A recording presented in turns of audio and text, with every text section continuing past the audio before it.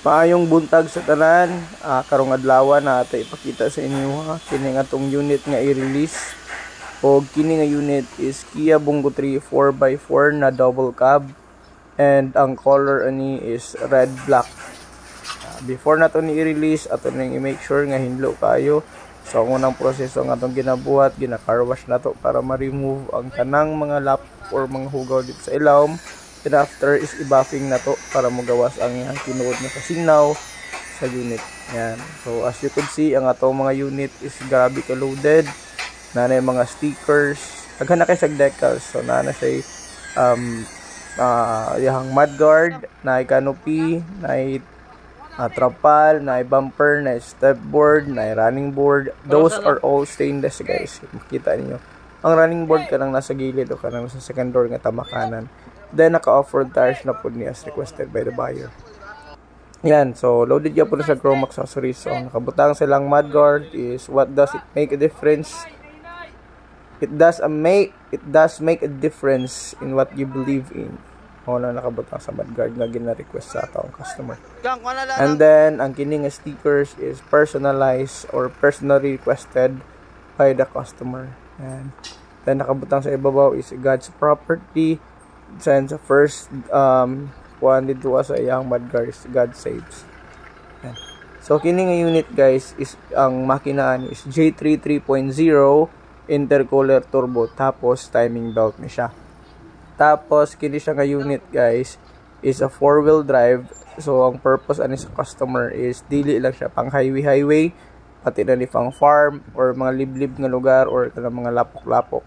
So double purpose kini siya. And sa mga Korean cars, so sa mga nag-ask, tanan nga mga 4x2 is double tire, tapos tanan nga mga 4x4 is single tire.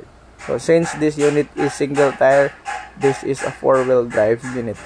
Yan, so tapos na nato ma-set up tanan, humanog buffing, humanog hinlo, nabutangan na nato og kuan ng ligid wheel cover. So this is the final look of the unit nga ato ang i-release karon.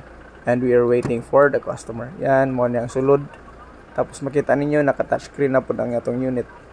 Yan. So, nakagwapuan ng Korean cars, guys, is wala siya ni agyo conversion. Yan. So, kung unsa ang ato ang driveranan, maupo dito as may Korea. So, in short, original left-handed drive siya. So, there is no conversion on the unit. Yan. So, mo niya ang ato ang accessories dito sa second door. And very spacious guys. So kung taas ka, sulod yapon ka, dili ka magtikongkong. Yan. So ang atong gigamit nga ligid ani is Road Cruiser RA1000. Tapos ang size sa atong cargo box, which is nasangko gud ang canopy, is 6 feet.